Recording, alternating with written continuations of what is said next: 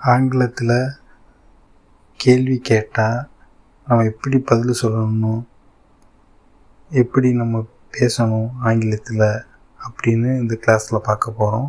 இந்த கிளாஸ் பிடிச்சிருந்துச்சுன்னா லைக் பண்ணுங்கள், ஷேர் பண்ணுங்கள், மறக்காமல் சப்ஸ்கிரைப் பண்ணிக்கோங்க. நம்ம சேனலில் ஆங்கிலம் எப்படி ஈஸியாக பேசுகிறதுன்னு நம்ம கற்றுக்கிட்டு இருக்கோம். அதில் ஒரு பகுதி தான் இது. எப்படின்னா ஆங்கிலத்தில் ஒரு கேள்விக்கு பதில் எப்படி சொல்லணும்னா அது ரொம்ப ஈஸி. அது ஒரு வாக்கிய அமைப்பை நம்ம புரிஞ்சுக்கிட்டாலே போதும். நம்ம அந்த வார்த்தையை வச்சு பதில் சொல்லணும். ஆங்கிலம் பேசுகிறதுக்கு பொதுவாக என்னென்னா ஃபார்முலா என்னென்னா சப்ஜெக்டு, வெர்பு, அப்புறம் ஆப்ஜெக்டு. இதுதான் ஃபார்முலா.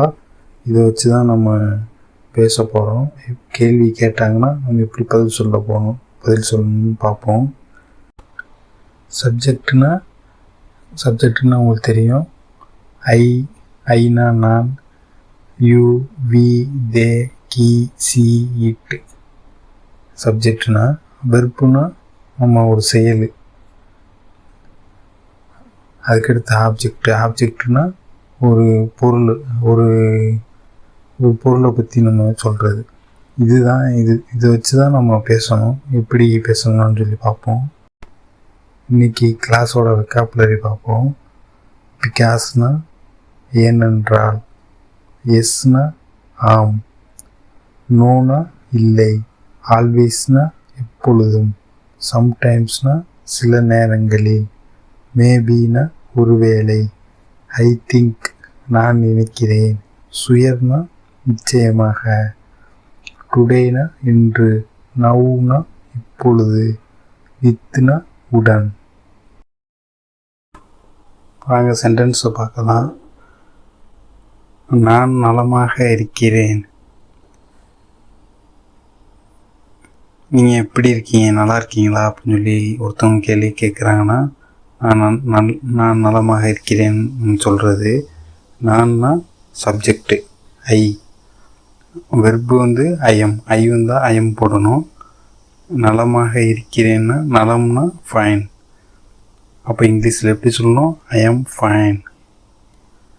அடுத்த வாக்கியம் பார்ப்போம். ஒருத்தவங்க உங்ககிட்ட உங்கள் பேர் என்ன பேர் அப்படின்னு சொல்லி கேட்டாங்கன்னா, என் பேர் வந்துட்டு குமார். இப்போது எனது பேர் குமார் அப்படின்னு சொல்லி சொல்லணும். அப்போ இங்கிலீஷில் எப்படி சொல்லணும்னா சப்ஜெக்டு மை நேம், அப்புறம் வெர்பு வந்து இஸ், அடுத்து ஆப்ஜெக்ட் வந்து குமார், பேர். அப்போ இங்கிலீஷில் எப்படி சொல்லணும்? My name is Kumar. அடுத்த வாக்கியம் பார்ப்போம். நீங்கள் எங்கே இருக்கீங்க அப்படின்னு சொல்லி அடுத்தது கேட்குறாங்க. அவங்க எங்கே இருக்கீங்க அப்படின்னு கேட்டால், நான் சென்னையில் வசிக்கிறேன், நான் கோயம்புத்தூரில் வசிக்கிறேன் அப்படின்னு சொல்கிறோம்.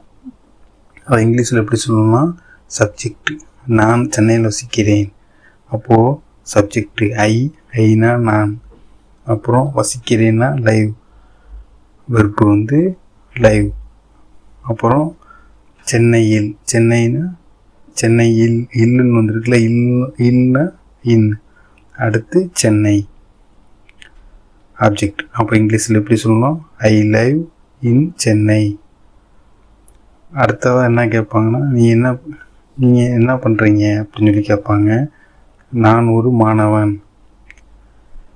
அப்போது எப்படி சொல்லணும்? சப்ஜெக்டு ஐ, நான்னா ஐ, அப்புறம் வெர்பு வந்து ஐஎம், அதுக்கடுத்து ஸ்டூடெண்ட்னா மாணவன். இப்போ இங்கிலீஷில் எப்படி சொல்லணும்? I M A student. அடுத்த வாக்கியம் பார்ப்போம்.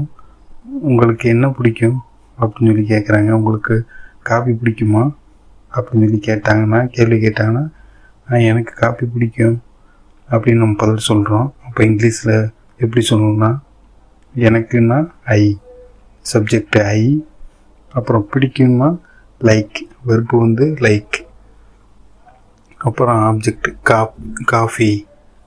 அப்போ இங்கிலீஷில் எப்படி சொல்லணும்? I like coffee. இது தெரியுமா உங்களுக்கு அப்படின்னு சொல்லி கேள்வி கேட்டாங்கன்னா, எனக்கு தெரியாது, அப்படின்னு நம்ம பதில் சொல்லணும். அப்போது எப்படின்னா, எனக்குன்னா ஐ, சப்ஜெக்ட் ஐ, அப்புறம் வெர்பு நெகட்டிவில் இருக்குது, எனக்கு தெரியாது அப்படின்னு சொல்கிறோம்ல, அப்போ டோன்ட்டு போட்டுக்கணும். I don't. அடுத்து ஆப்ஜெக்ட்டுன்னா தெரியாது, தெரியாதுன்னா நோ, நோ. ஓகே, அப்போ இங்கிலீஷில் எப்படி சொல்லணும்? I don't know. அடுத்த வாக்கியம் பார்ப்போம். கடை திறந்திருக்கிறது, கடை திறந்திருக்கு அப்படின்னு சொல்கிறோம்ல, இந்த கடை ஓப்பனாக இருக்கா அப்படின்னு நம்ம கேட்டோம்னா கடை திறந்திருக்கு அப்படின்னு சொல்கிறோம்ல. இப்போ கடைன்னா the shop, subject the shop, அப்புறம் இஸ் வெர்பு, அப்புறம் ஆப்ஜெக்ட் வந்து ஓப்பனில் இருக்குது அப்படின்னு சொல்கிறோம். இப்போ இங்கிலீஷில் எப்படி சொல்லணும்? The shop is open.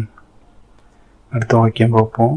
நீ நாளைக்கு வருவியா அப்படின்னு சொல்லி ஒருத்தவங்கள்ட்ட கேள்வி கேட்டாங்கன்னா நம்மகிட்ட, நான் நாளை வருவேன் அப்படின்னு சொல்கிறோம். நாளை வருவேன் அப்படின்னு சொல்கிறோம்ல. அப்போது நான்னா subject I, will come future verb. இது ஃபியூச்சரில் சொல்லும் போது வில் போட்டுக்கிறணும். வருவேன்னா கம், நாளைன்னா டுமாரோ. அப்போ இங்கிலீஷில் எப்படி சொல்லணும்? I will come tomorrow. அடுத்த வாக்கியம் பார்ப்போம். இது மிகவும் சூடாக இருக்கிறது. இது சூடாக இருக்கா, டீ சூடாக இருக்கா, இந்த மாதிரி ஏதாவது சூடாக இருக்கா அப்படின்னு சொல்கிறோம்ல. சூடாக இருக்கா அவங்ககிட்ட, ஆமாம் இருக்கிறது, இது மிகவும் சூடாக இருக்கிறது அப்படின்னு நம்ம சொல்லணும். சப்ஜெக்டு இட்டு, அப்புறம் இட்டு வந்தால் இஸ் போடணும் வெறுப்பு. அப்புறம் சூடாக இருக்குன்னா ஆப்ஜெக்டு வெரி ஹாட். மிகவும் சூடாகனா, மிகவும்னா வெரி, சூடுனா ஹாட். அப்போது இங்கிலீஷில் எப்படி சொல்லணும்? It is very hot. அடுத்த வாக்கியம் பார்ப்போம். அவன் யார் அப்படின்னு சொல்லி கேட்குறாங்கன்னா, ஒருத்தவங்க நம்மகிட்ட வந்து கேட்குறாங்கன்னா, அவன் என்னோட ஃப்ரெண்டு, என்னோட நண்பன் அப்படின்னு சொல்கிறோம். நம்ம பதில் சொல்கிறோம். அது இங்கிலீஷில் எப்படி சொல்லணும்னா, சப்ஜெக்டு அவன்னா கீ சப்ஜெக்டு, கீ வந்தால் இஸ் போடணும் வெர்பு.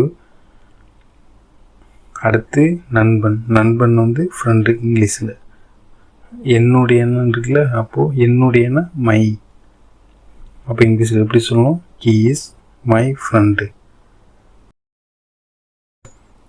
இன்றைக்கி உங்களுக்கு இந்த கிளாஸ் பிடிச்சிருக்குன்னு நினைக்கிறேன். இந்த கிளாஸோட ரீக்காக பார்ப்போம். என்னென்ன